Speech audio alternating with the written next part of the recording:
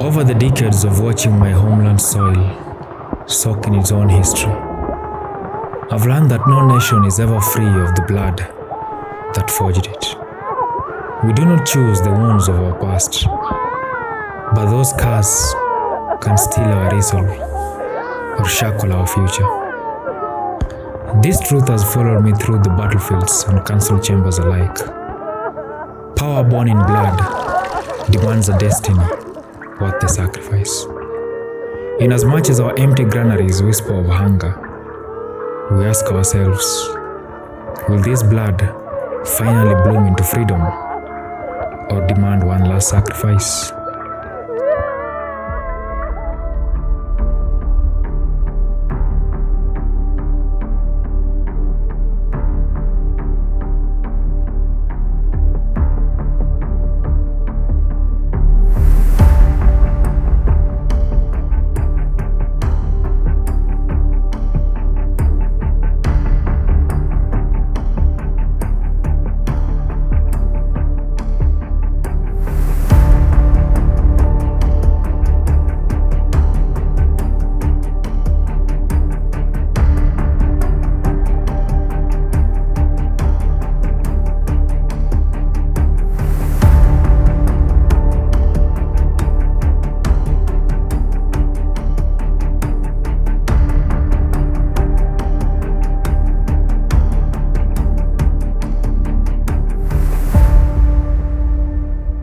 September 22nd, 2022 marked a redefining moment for Burkinabés. A young military captain, Ibrahim Traoré, the youngest head of state in Africa and the second youngest head of state in the world, he emerged from the shadows, not just to seize power, but to redefine it. To his followers, he's a lion, fearless, defiant, a warrior of the people. But to his critics, he's a dangerous symbol of Africa's return to the edge of the gun.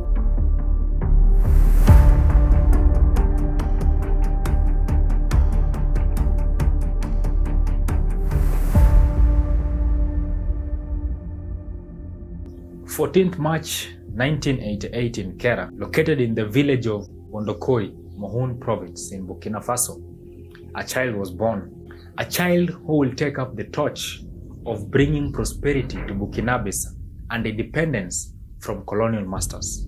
This torch was previously flown by Thomas Sankara, the most renowned and loved Burkina Faso, if not in Africa, revolutionary leader. The birth of this child was exactly 5 months after the brutal assassination of Thomas Sankara. May his soul rest in peace. This child was Ibrahim Traoré. Ibrahim Traoré attended primary school in Bondokoi and secondary school in Bobodialasso, Burkina Faso's second largest city. In high school, he was known for being quiet and very talented.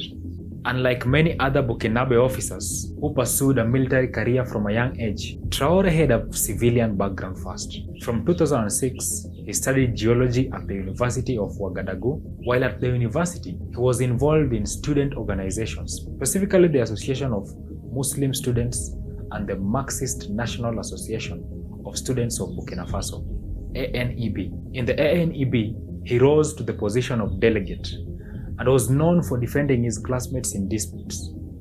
This is where he began showing leadership qualities, a leader interested in the prosperity of his people. He was loyal to his kind and ideologies. He graduated from the university with honors. Politically, Traoré has been described as influenced by Marxism and Pan-Africanism. Marxism is one of the most hated socio-economic and political ideology by the United States, UK, and France. We're going to talk about this shortly.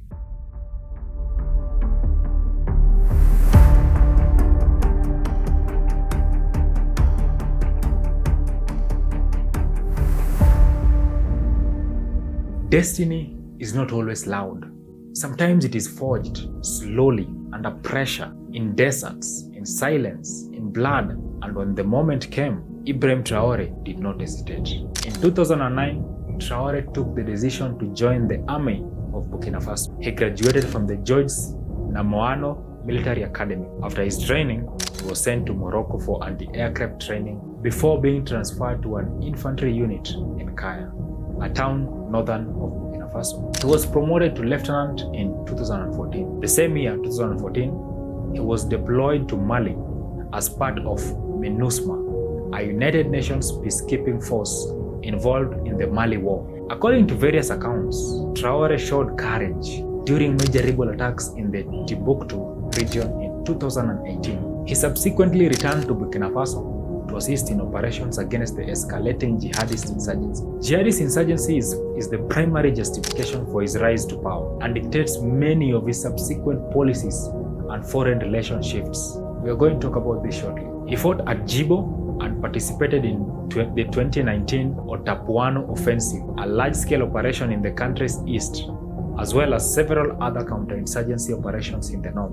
He also served in a detachment of commandos in the northern Sahel region at the three border zone of Mali, Burkina Faso, and Niger, taking part in several operations against jihadist groups there. People who knew Traore at the time noted he exhibited leadership attributes, including being resolute, courageous, and close to his men.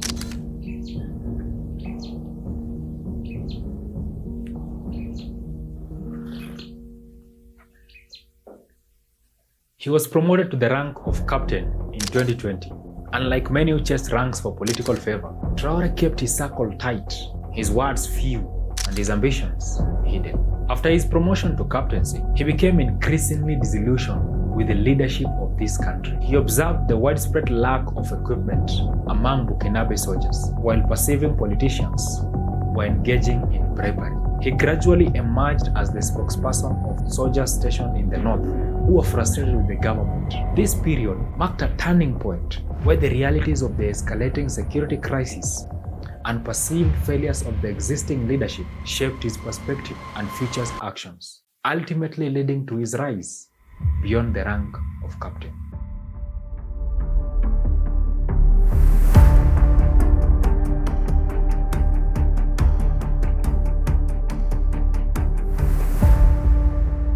Burkina Faso, once a symbol of revolutionary fervor under Thomas Sankara in the 1980s, found itself in the 2010s trapped in a cycle of political and economic turmoil. Years of entrenched rule, marked by accusations of corruption and brutal repression, had bred deep discontent among the population. A popular uprising in 2014 forced the longtime president Blaise Compaoré to flee after 27 years in power.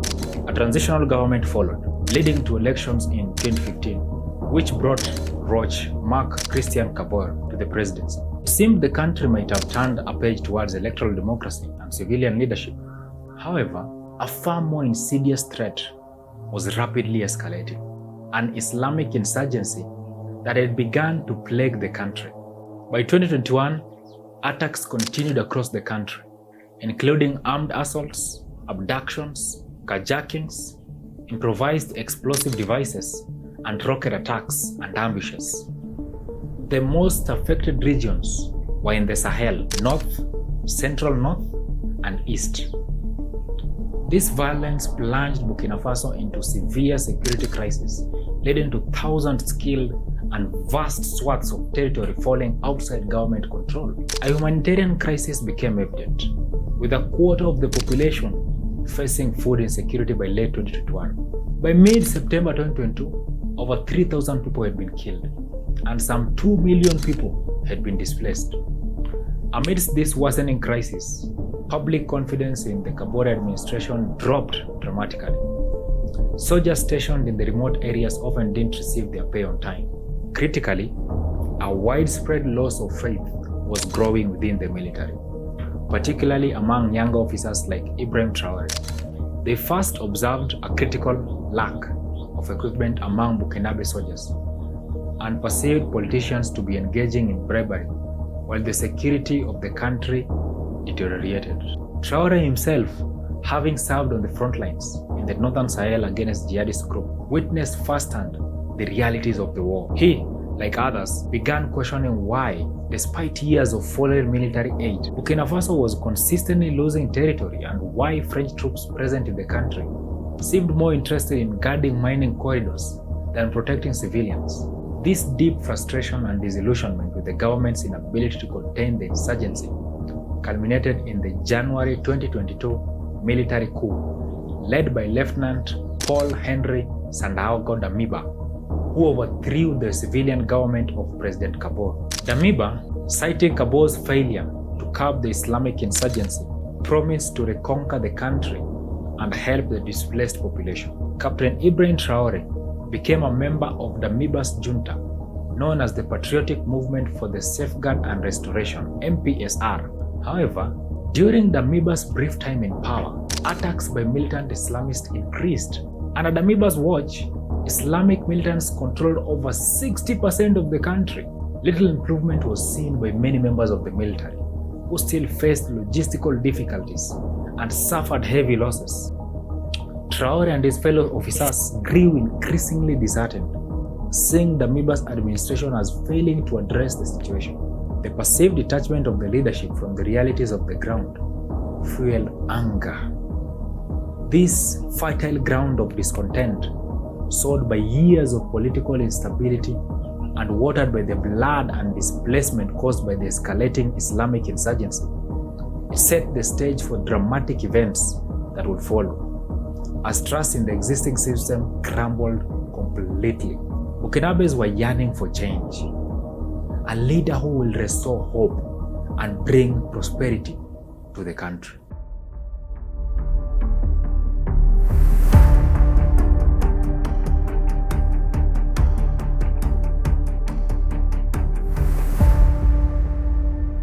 Lieutenant Colonel Paul Henry Sandaogo Damiba himself seized power in January 2022 in a coup, ousting the civilian President Roch Marc Christian Kabore, citing failure to contain the Islamic insurgency plaguing the country.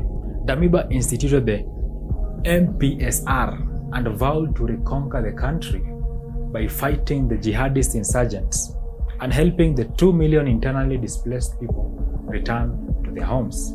Captain Ibrahim Traoré became a member of the MPSR. However, during Damiba's short time in power, attacks by Islamic militants increased as they seized territory in rural areas and encircled cities. Many within the military, especially younger officers like Traoré, who were fighting on the ground, they grew dissatisfied with Damiba's performance. They felt little improvement was seen in the security situation. Soldiers stationed in the remote areas often did not receive their pay on time, and troops faced some logistical difficulties and was suffering heavy losses. Damiba and his entourage in the capital were accused of being out of touch with reality. Disillusionment at the response of Damiba's government turned into anger and a resolve to seize power among the soldiers. According to Traoré, Damiba's ambitions were diverting away from what the military had initially set out to do, prompting discussions among the officers about removing him. He and other officers had attempted to persuade Damiba to refocus on the rebellion, but his refusal left them with no choice but to remove him. A significant trigger event was an attack on a 150-truck convoy loaded with food headed for Djibo. This led to the death of 37 people, including 27 soldiers. This defeat was pinned on Damiba, especially after he had attended the United Nations Summit in New York a week earlier with a large delegation, a trip perceived at home as wasteful and a disregard for the dire insecurity situation. Faced with what they saw as contempt after Traore was unable to get an audience with Damiba, Traore and other officers of his generation decided to take action.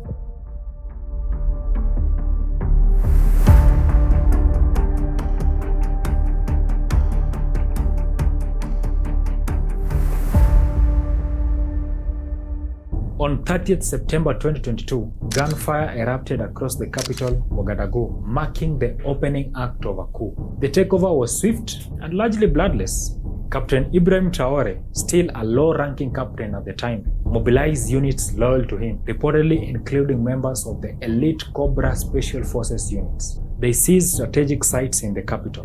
By evening of 30th September 2022, Captain Ibrahim Traoré appeared on national television, surrounded by armed soldiers, and announced the overthrow of Lieutenant Colonel Paul Henry Sandaogo Damiba's government. The coup leaders justified their actions by accusing Damiba of betraying their shared vision and failing to address the deteriorating security situation that had moved the January 2022 coup. Damiba was eventually forced to resign, reportedly agreeing to step down on October 2nd, 2022. On the same day, the junta named Traore as the president of the ruling MPSR Council. Less than a week later, on 6th of October 2022, Traore was formally sworn in as Burkina Faso's transitional president at the age of 34. He assumed the position of interim president as head of state, supreme head of the armed forces. Traore adopted a more uncompromising approach than Damiba. He poured money into the military, launched a mass recruitment drive for the VDP. He initially proposed to hold democratic elections by July 2024.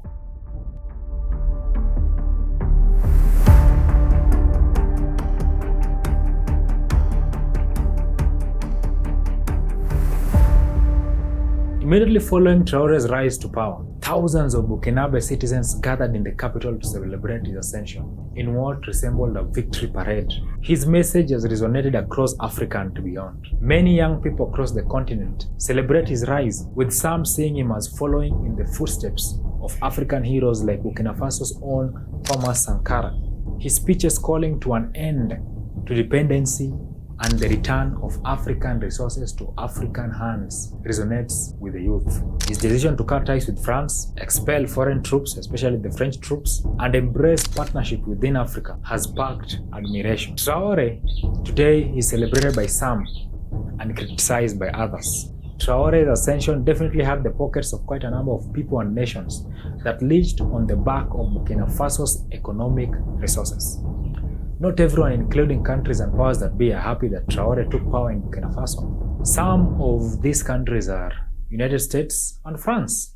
The ruling elite of a country is receiving gratuities on the side that inure to the benefit of the strongman leader. I see this, and I don't mind calling them out, but Captain Traore and Burkina Faso, as they know that both, whether it's their gold reserves, that is all those proceeds are just in exchange to protect the junta regime. This claims by the US General Michael Langley has been seen by many as another attempt to demonize an African leader bold enough to challenge Western influence. Across social media and on the streets, citizens and commentators alike called out what they perceived as hypocrisy. France and the United States government needs to back off from any attempt to remove Captain Traore from office. Forget about your plan. He's our own. He's doing exactly what the people of Burkina Faso and many other African countries wish their leaders were doing for them. While Traore enjoys a significant level of popular support, especially among the youth and those who favor Pan-African and colonial ideas, his public support has also been described as a double-edged sword. Western media often label him as a Russian puppet or a dangerous populist. A remarkable demonstration of grassroots patriotism and public support is seen in civilians who reportedly sleep in the roundabouts every night to protect the president. Just that you see people sleeping on the street because of the president. What do you mean? People sleep on the street because of the president? The Wayiyans people. There are people who gather every night to the Carrefour. Roundabout. Yeah. If there is something, they will call the people to come out. This is insane, man. I heard that you all sleep on the street just to protect your president. Is it true? First of all, it's because of the love they have for the country. Because of what? The love. The love for the country? Okay. And also, imagine they're sitting here and the president just passed and see them. That's kind of motivate the president. This is why they decided to go out and to be like, oh, if something happened in the country, they have to be alerted so they can react immediately in order to protect the president.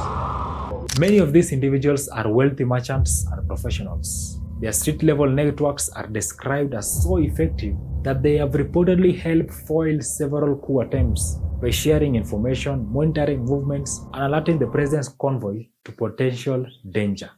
This is seen as citizens not just supporting their leader with words, but showing action.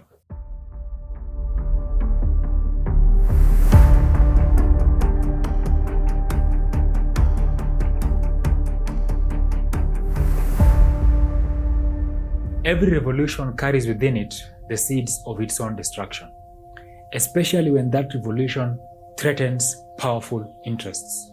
Ibrahim Traoré's political ideology resonates with many Africans and every other African in every corner of the world. Pan-Africanism and anti-imperialism have been significant ideologies in Africa. Very few African leaders have shown to abide by these ideologies.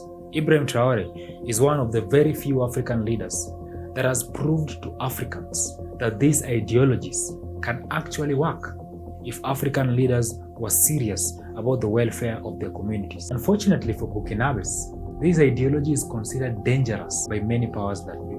But who is it dangerous to? In the eyes of many in the West, Ibrahim Traoré is not a hero. He is a populist, a coup leader, an unpredictable force in a fragile region. Since seizing power in September 2022, Traoré has challenged the post-colonial order. But those who disrupt imperial arrangements often attract powerful enemies. Western media have raised alarm over Traoré's close relationship with Russia and have questioned Russia's role in Burkina Faso. The kind of message Western media portrays is a negative image of President Ibrahim Traoré. Many Western media outlets and political commentators have labeled President Ibrahim Traoré a dictator, a Russian puppet, clinging to power without elections and suppressing dissent. Unfortunately, some Burkinabés have supported a dictatorial rule in Burkina Faso, citing that Africa itself cannot thrive on democracy. This is borrowed from a narrative that has been going around after a certain guy I saw on TikTok. He was from Nigeria. He debated Nigerian youths about the leadership approach in Africa and how adopting Western leadership approach is the reason why Africa falls behind. Such convictions, when picked by Western media, gives them the authority to call Traoré's rule a dictatorial rule, even though it's not yet been shown that that's the approach that he intends to take. Yet less is said about why millions of Burkinabé continue to rally behind him. His legitimacy does not come from the ballots, but from a promise that this time Africa belongs to Africans.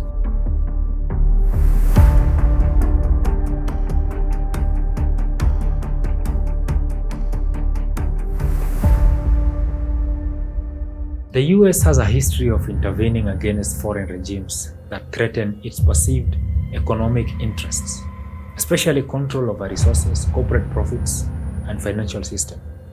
It also has a history of intervening against the regimes that do not align with its political ideology preferences. The US has employed various interventions, including supporting coups, using propaganda through media, and economic pressure. To understand this, we have to go back to history. Several historical cases are detailed where the US was involved in overthrowing and undermining foreign governments that challenged American interests or were seen as ideologically opposed during the Cold War era. In Iran in 1953, a joint US and UK operation led by the CIA targeted Prime Minister Mohammad Mossadegh. The primary motive was his nationalization of the oil industry, which threatened the economic interests of Western companies. The CIA used propaganda and stirred dissent to undermine the prime minister. In Guatemala in 1944, the CIA launched Operation PB Success against the elected leader Jacob Arbenz. The motivations included fear of communism and protecting the economic interests of the US-owned United Fruit Company, which was threatened by Arbenz land reforms. The CIA used methods like hiring militias, providing equipment and training, and employing propaganda and psychological warfare. The outcome was Arbenz's resignation and replacement by an authoritarian regime that reversed the reforms and led to civil war. In the Democratic Republic of Congo in the 1960s, US interest was driven by the country's considerable natural resources. Prime Minister Patrice Lumumba's nationalist policies and the turn to the USSR led Washington to view him as a Soviet puppet. The CIA engaged in disinformation campaigns and provided financial backing for a coup led by Colonel Joseph Mobutu, which resulted in Lumumba's death. Mobutu's subsequent authoritarian regime, despite human rights abuses, received Western backing due to its anti-communist stance. Western companies continued to own mines and extract minerals from Congo, ensuring the wealth does not benefit the local people. And this system is allegedly maintained through supporting proxy wars and rebel groups.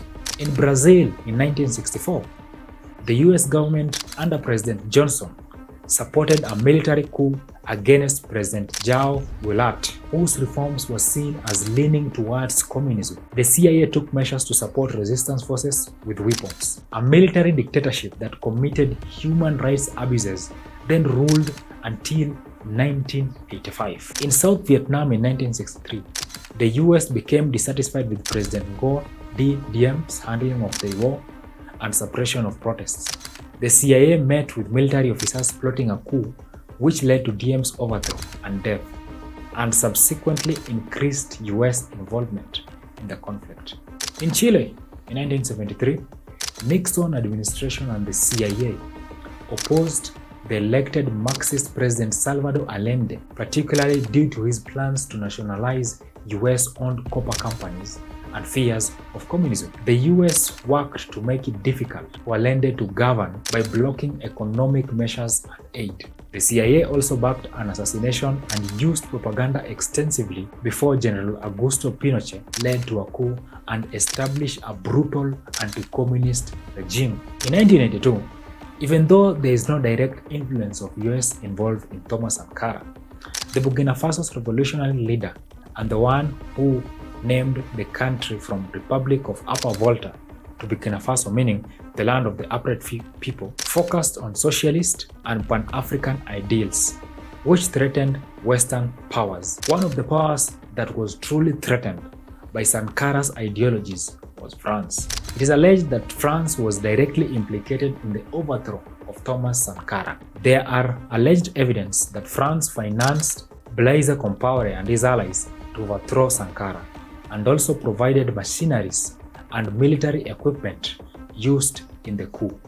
By the way, Blaise Compaoré is the one who organized the coup that brought Sankara into presidency and later organized a coup that removed him. Sankara's political ideologies of Pan-Africanism and socialism made France lose access to Burkina Faso's natural resources, especially gold. Burkina Faso's main exports are gold and cotton, and Burkina Faso is the fourth largest gold producer in Africa.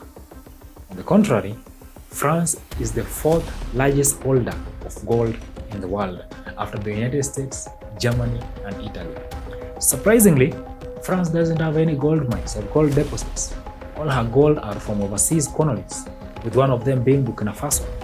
Remember when we mentioned that Traore also focuses on these ideologies? These are the political economic ideologies that the US and other Western powers have used to overthrow regimes. Many details about US involvement in these regime changes only became public knowledge many years through declassified documents.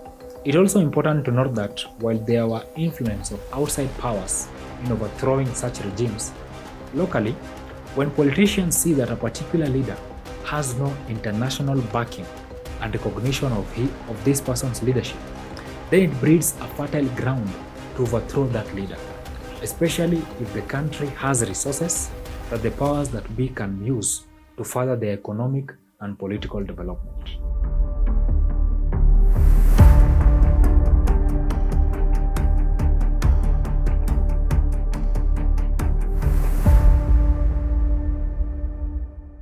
Captain Ibrahim Traoré's actions and rhetoric have been openly challenging Western influence and interests.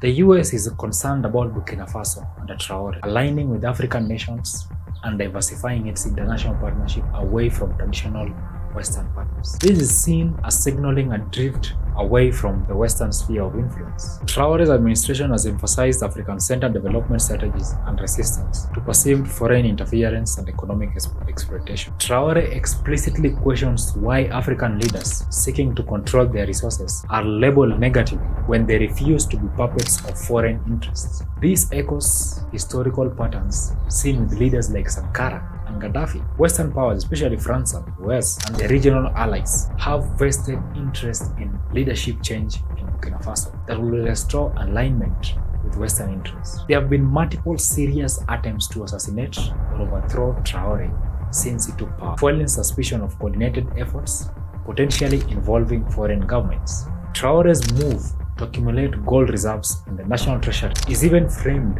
as a maneuver that might provoke a classic maneuver from the US regime change playbook. The US is accused of using democracy as a tool for exploiting and manipulating other nations, especially African countries, contrasting this with supporting the long-standing authoritarian leaders in other African countries who protect foreign resource interests. As we have mentioned before, Traore is also challenging Western dominance in digital and financial spheres, seeking alternative systems and resisting Western surveillance and digital colonization. This pursuit of economic and digital autonomy is perceived as highly threatening by the West. The Western media is accused of portraying Traore negatively to shape perception and justify potential actions against his government, which is seen as a form of media war.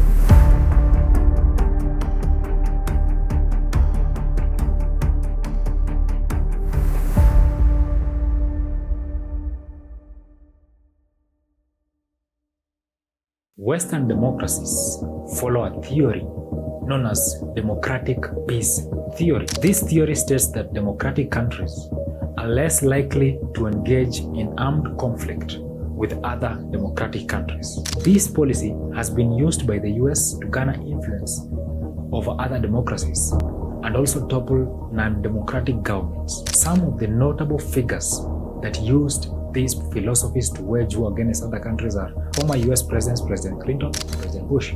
They argued that promoting democracies around the world is essential for US security and building a more stable world. This democratic peace theory suggests shared liberal ideology and democratic institutions promote peaceful relations between democratic states. However, this theory has a problem. There are so many instances where democratic countries have engaged in armed conflicts with other democracies. For example, there are so many countries in World War I, World War II that engaged in armed conflict with each other. To this day, there are other democratic countries that have engaged in armed conflict with each other. While the US officially promotes democracy for peace and stability, critics argue that this ideology is also used to justify actions against non-aligned states, and that realist factors like power and economic interests play a significant role. Now, where does Ibrahim Traoré and Burkina Faso fall into this?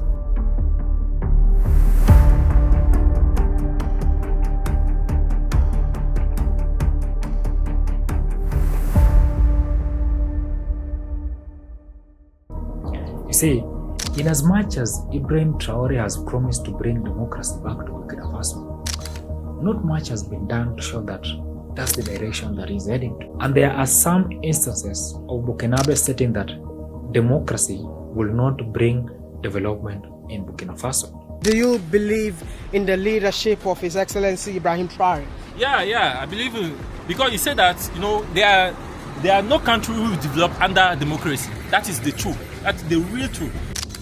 And why would they say this?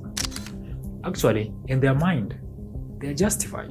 You see, as someone who has lived in a democratic state, you probably think that's foolish. The previous regimes have showed Burkinabés the type of democracy that they can negotiate for. And Burkinabés haven't seen any development with that type of democracy. 62 years after independence, Burkina Faso's infrastructure has been far much behind. It had only built 3,642 kilometers of paved road. That's like every year the country paved only 59 kilometers. Traoré has promised to pave 5,000 kilometers every year. Now that Traoré has led the country for quite some time now, not many are complaining with his leadership. Based on history, this is mostly short-lived, no matter how good it might be. And this is where the democratic peace politics comes to play. If Traoré's leadership greatly undermines France's ambition in West Africa, which is currently being undermined, there is a very high likelihood that bad actors whose interests might be undermined and are in control of the French and the US government might try to topple Traoré's government. Even though such plans have not been shown to exist, based on history, strategy theory, and regional dynamics, there is a very high likelihood that indirect involvement of these countries through another military coup or a civil unrest might be initiated to topple this government.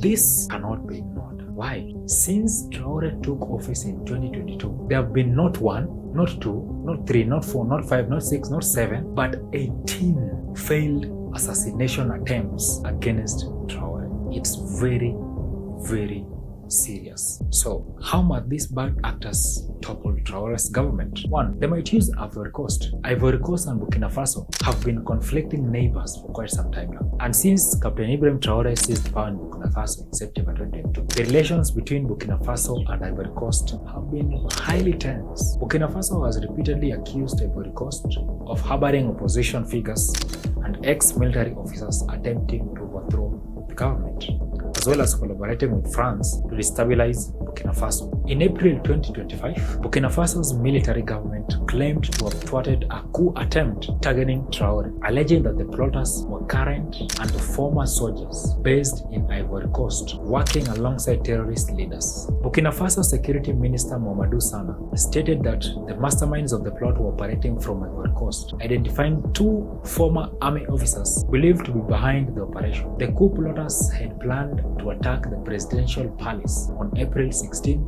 2025. Burkina Faso Security Minister Mamadou Sana claimed that the conspirators had been orchestrating efforts from abroad to recruit disaffected soldiers in an attempt to topple the current regime. Burkina Faso's intelligence services uncovered the plot. In December 2023, Traore publicly described Ivory Coast as a center of operations aimed at destabilizing Burkina Faso. Burkina Faso has previously accused Ivory Coast of providing shelter to exiled opposition figures and disgruntled former military officers. Also in September 2022, Traore accused Ivory Coast of sheltering his opponents attempting to overthrow his government, leading to severe tensions between these 2 countries. From 2002 to 2007, during the first Ivorian civil war, Burkina Faso was accused of supporting rebel officers, straining relations between the 2 nations. In 2022, Traore accused Ivory Coast of harboring his opponents, attempted to overthrow his government, causing tensions to escalate again. The Ivorian leader, Felix, was among those accused of conspiring to assassinate Thomas Sankara, Burkina Faso's former president. Under Sankara's rule, Burkina Faso achieved food self-sufficiency, established gender equality, and implemented a public education and healthcare system. However, leaders of former colonial powers like Ivory Coast and Togo were enraged by Sankara's achievement and his strong condemnation of neocolonialism and imperialism, as well as the immense popularity among young Africans. You see, Ivory Coast and Burkina Faso, both of them have unresolved territorial disputes. In early October 2024, Burkina Faso recalled its entire diplomatic staff, except for administrative officials from Ivory Coast. Neither country has appointed a new ambassador after the previous appointments expired in 2021 for Ivory Coast and 2022 for Burkina Faso. Over the past year, their already adversarial relations have been further exacerbated by a series of border incidents, including mutual detentions of security forces. In March 2024, a military helicopter from Ivory Coast had to be called in to prevent tensions from escalating.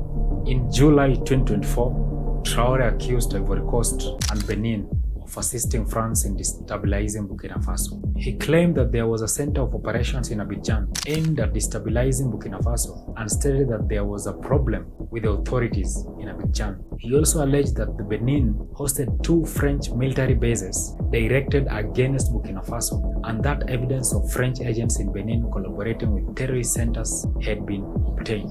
In April 2023, Traore stated in an interview that there was a problem with the Ivorian authorities. He mentioned that while there had been some initial contact with Ivorian President Alassane Ouattara via telephone and emissaries, relations had since broken down. The second way they might bring down Traore's regime is by using terrorist groups like Boko Haram, ISIS, and Al-Qaeda. In recent years, terrorist activities in Burkina Faso have been rampant. Groups like the Al-Qaeda-linked JNIM and the Islamic State in the Greater Sahara ISGS carried out numerous attacks, causing significant casualties and property damage. In the first 4 months of 2024, attacks by JNIM killed nearly 200 people in provinces surrounding Kaya City in Burkina Faso's center, Nord Ring. region. In January 2024, terrorist attacks in Burkina Faso resulted in 440 deaths. The northern and eastern regions face severe protection risks and internal displacement. Between February 24th to 25th in 2024, attacks in Yatenga province claimed over 170 lives. In March, attacks on the villages in Bibgu and Sulamu in Komajori province led to approximately 10 deaths. Although Boko Haram's primary activities are concentrated in Nigeria, its influence extends to neighboring countries including Burkina Faso. Boko Haram and other terrorist organizations often exploit Burkina Faso's porous borders and complex social environment to carry out attacks, undermining the country's stability. However, terrorist groups operate based on their own agendas and interests. While they pose a serious threat to Burkina Faso's security situation, directly using them to topple the government is challenging. The Burkinabé government has been strengthening counterterrorism efforts and collaborating with regional and international forces to combat terrorism. The international community also widely condemns terrorism and supports Burkina Faso's counterterrorism initiatives. Therefore, it's unlikely that terrorist groups could single-handedly destabilize Burkina Faso's government. While there's no public evidence that the West directly supports terrorist groups in the Sahel, indirect consequences of foreign policy and covert maneuvering may help these groups achieve their strategic goals. And how could this work? It can happen in very many ways. Number one, selective inaction. Western powers may deliberately withhold intelligence or counterterrorism support, allowing jihadist pressure to grow and strain Traore's regime. Number two, controlled chaos doctrine. By allowing terrorist groups like JNIM, ISGS, Boko Haram, and even remnants of Al-Qaeda to thrive in uncooperative states, foreign powers can justify intervention such as war on terror narrative. This strategy echoes what some critics claimed occurred in Libya and Syria, where the vacuum created by US policy allowed insurgent groups to flourish as a pretext for deeper involvement. Traore's government legitimacy and governance capabilities have been questioned by some domestic factions. Authoritarian regimes often fall when internal conflicts break ranks. Western powers have long used covert funding and ideological grooming to influence such breakaways. How have they done this? How could this work? One of the ways is covert support. They can offer funding, training, or protection of exiled former elites, military defectors, or civilian activists. If bad actors were to connect with Burkina Faso dividends in Ivory Coast and provide them with funding, weapons, or other support, it could fuel anti-government sentiment and activities within Burkina Faso, posing a threat to the Traore government. For instance, in April 2025, Burkina Faso alleged that the coup plotters were current and former soldiers based in Ivory Coast collaborating with terrorist leaders. The plotters had planned to attack the presidential palace on April 16, 2025. Burkina Faso's intelligence services uncovered the plot. However, the Burkinabé government has been monitoring and combating the dissidents and anti-government forces. The military regime maintains a certain level of control over domestic situation. At some time, the internal community generally advocates for stability in Burkina Faso and will likely exert pressure on dissidents and external forces attempting to undermine the country's stability. Other ways this can happen is through narrative warfare. This has happened so many times. We've seen countries amplifying the voices in international media, academic forums, or NGOs, portraying such governments as legitimate democratic opposition. The media is always the most powerful tool that has been used and will continue to be used to pass particular narratives. Narrative warfare can be done by framing Traore as a puppet of Russia or a dictator, which has already started. Speaking of media, I am building a global media house that will be independent of government propaganda. We will only be analyzing issues and present factual and biased analysis to our viewers. If you like unbiased news, you know what to do. Another way of Traore's regime can be toppled is through sanctions and isolation. Applying targeted sanctions on Traore's inner circle to create divisions and tempt betrayal. Burkina Faso has suffered this fate before. During Sankara's leadership, Burkina Faso was heavily sanctioned by France and the US. This made it impossible for Burkina Faso to develop economically, politically, and militarily. A similar tactic can be used against Traore since his political ideologies undermine the big daddies. Burkina Faso's political landscape is complex, with internal contradictions and issues such as ethnic tensions, religious conflicts, and socioeconomic disparities. These factors could be exploited by bad actors to incite unrest and create chaos. However, the Burkinabé government has been working to address these issues by implementing various policies, measures, and instituting companies. Additionally, regional organizations such as ECOWAS play a role in mediating and stabilizing Burkina Faso's political situation.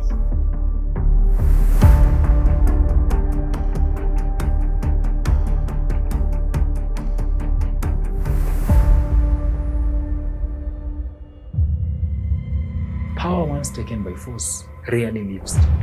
Even though his accession to power was bloodless, Ibrahim Traoré rose through fire in a land where blood has become the ink of every new constitution. He speaks the language of liberalization wrapped in the memory of Sankara and the promise of Pan-African unity. He is the youngest president in the world. But Africa has seen youthful leaders before, and it has buried too many of them. So, what will be the outcome of Traoré? And who is Captain Ibrahim Traoré? Is he a liberator?